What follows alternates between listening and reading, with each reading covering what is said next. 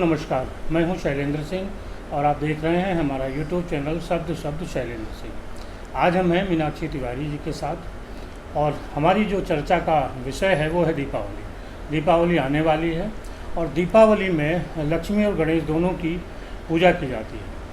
पूजा हर कोई करता है, लेकिन पूजन की एक विधि होती है। पूजा कहाँ किया जाए, कैसे किया जाए, इसका भी एक दृष्टिकोण है, इसका एक तौर तरीका है।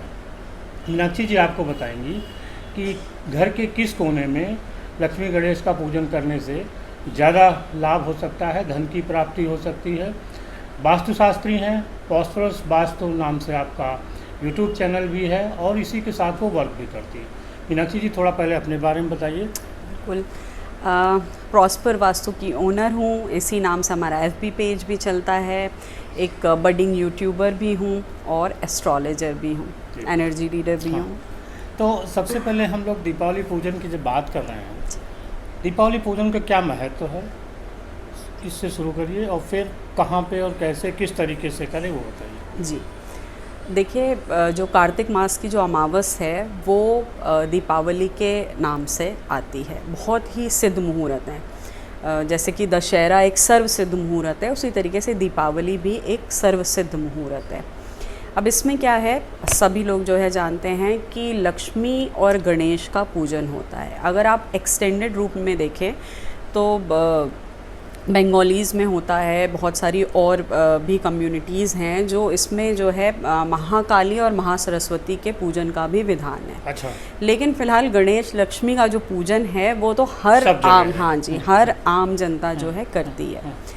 तो अब इसमें आपने बोला कि किस स्थान पर होना चाहिए, तो जो बेस्ट जगह है वो है नॉर्थ। अच्छा। मतलब घर का आपका जो उत्तरी भाग है, अगर नॉर्थ में प्रिसाइजली नहीं हो पाए तो आप नॉर्थ ईस्ट ले लीजिए। नॉर्थ ईस्ट भी हो सकता है। अगर आपके घर में ये सुविधा है कि आप जो जिस चौकी को नई चौकी को आप यूज़ करेंगे पूजा के लिए, उस पर लाल रंग का या सफ़ेद रंग के कपड़े को मौली से जो है बांध दीजिए और इस कोने में करिए। अब जो देवी का जो मुख है वो किस साइड होना सबसे अच्छा है, कोशिश ये करें कि आप या तो उत्तरा अभिमुख, यानी उत्तर की साइड जो साधक है, जो पूजन करता है, जो परिवार है, अगर उसका मुख उत्तर की साइड या पूरब की साइड हो रहा है तो अच्छा है। और अगर आपके पास ऐसी पोजीशनिंग हो सकती है कि जो देवी का मुख है वो जो है पश्चिम दिशा की ओर हो जाए या तो जो है ये बेस्ट सेटिंग है।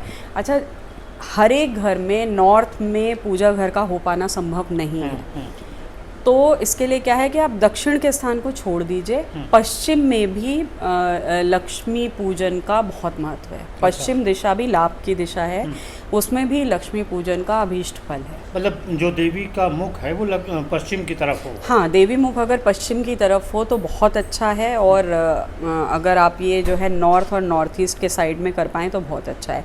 जस्ट इन केस अगर आपके घर में पूजा की व्यवस्था इस हिस्से में नहीं है तो भी आप दक्षिण को अवॉइड कर दीजिए और पश्चिम के साइड में ये करिए। अच्छा, और क्या तरीके हैं कि जिससे थोड़ा अच्छे से विधिवत पूजन किया जाए? जी देखिए, तरीके तो बहुत सारे हैं। हमारी जो संस्कृति है उसमें क्या है, दो मेन पूजन की विधियां बताई गई हैं।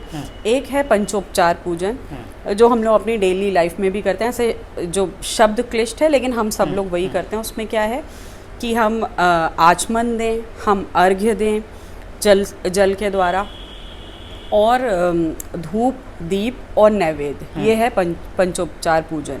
अब नैवेद्य में क्या है कि महालक्ष्मी को जो सफ़ेद रंग है वो उनका प्रिय है। अच्छा। हाँ, तो आप उनको जो है कमल का पुष्प ज़रूर अर्पित करिए, अच्छे से खिला हुआ। उस दिन जो है मिलते भी हैं। कमल गट्टा उनको बहुत प्रिय है, वो उनके लिए जो है प्रिय सामग्री। अगर हो जाए आपके पास तो आप कमल गट्टे की माला उनको जो है अर्पित करिए। इसका जो है बहुत महत्व है।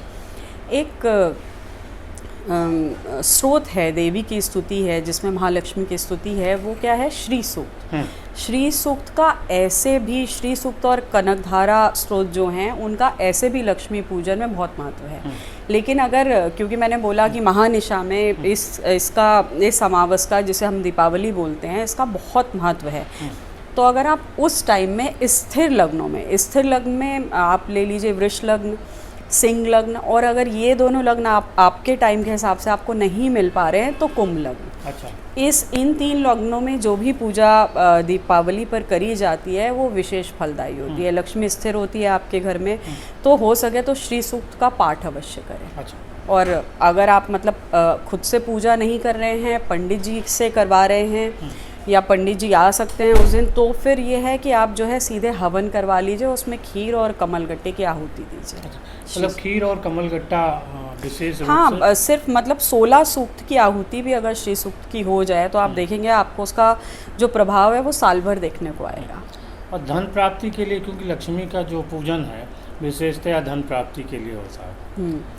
देखिए, ये जो जितनी भी चीज़ें मैंने बताई ये धन प्राप्ति के ही लिए हैं। अच्छा, एक चीज़ मैं यहाँ पे शैलेन जी बोलना चाहूँगी कि लक्ष्मी क्या है, लक्ष्मी सिर्फ कैश और लिक्विडिटी ही नहीं है, और भी सभी प्रकार के जितने ऐश्वर्य हैं कि आज के ज़माने में, पुराने ज़माने में लोग बोलते थे कि हाथी घोड़ा, आज के ज़माने में क्या है, कार, लग्जूरियस कार, आपकी जितनी चल अचल संपत्ति है, इवन खाने पीने का जो सुख भी है, उनकी आरती में भी ये चीज़ आती है कि तुम बिन वस्त्र कोई नहीं पाता।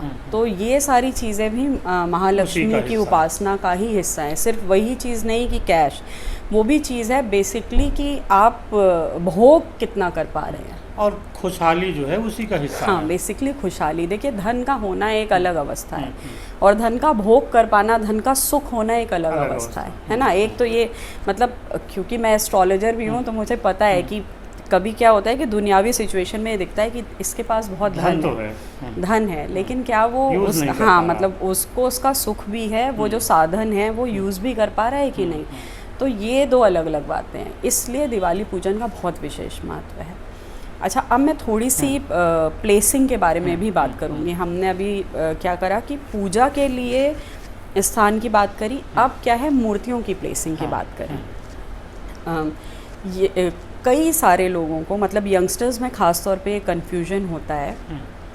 तो जो गणेश हैं वो गणाध्यक्ष हैं, वो प्रथम पूज्य हैं, ऐसा उनको आशीर्वाद है, तो उनकी पूजा तो वैसे भी प्रथम होगी। आपको गेंदे का फूल मिल जाए तो बहुत अच्छा है उनके पूजन के लिए।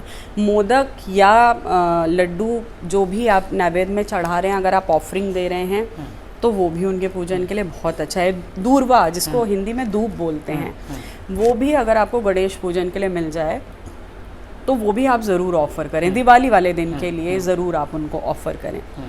इसमें क्या है कि मतलब भूल करके भी महालक्ष्मी की जो मूर्ति है उसका जो प्लेसमेंट है वो गणेश जी के बाईं ओर ना करें, बल्कि गणेश जी जो है देवी मतलब जो महालक्ष्मी हैं वो गणेश जी के दाईं ओर हो। क्यों? क्योंकि उनका जो स्वरूप है वो उनकी पत्नी नहीं है, यहाँ पे कंफ्यूज ना हो, गणेश जी की माता के रूप में है वो। अच्छा। क्योंकि महागौरी गणेश जी की माँ हैं और मतलब ये जितनी भी शक्तियाँ हैं वो हैं तो सब एक ही, तो एक तरीके से वो मातृ रूप में उनका पूजन है।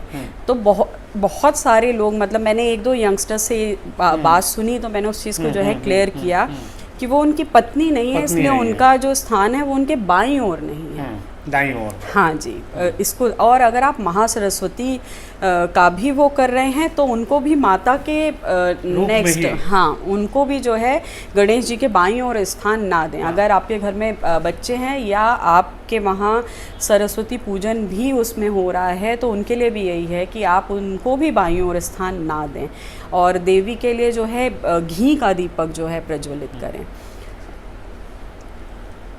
दोस्तों, ये देखिए मीनाक्षी जी ने बहुत महत्वपूर्ण बात बताई कि जो महागौरी हैं, जो लक्ष्मी हैं, वो उनके माता के रूप में है, पत्नी के रूप में नहीं है। तमाम ये भ्रांतियाँ थी कि वो पत्नी के रूप में होती हैं तो उनको बाएं बैठाना चाहिए, बाएं ना बैठाएं, लेकिन उनको बाएं नहीं बैठाना, वो माता के रूप में है, उनको दाएं बैठाना है। तो मुझे लगता है कि आप लोग अगर इस विधि से पूजन करेंगे तो निश्चित तौर पर आपने जो इच्छाएँ रखी होंगी वो प्राप्त होंगी। बहुत शुक्रिया मीनाक्षी जी आपका। Thank you for having me. और सभी साथियों आपका भी बहुत शुक्रिया। दिवाली पूजन से आपके यहाँ समृद्धशाली हो, ऐश्वर्य प्राप्त हो, ऐसी ही शुभकामनाएं हम लोगों की है। बहुत शुक्रिया।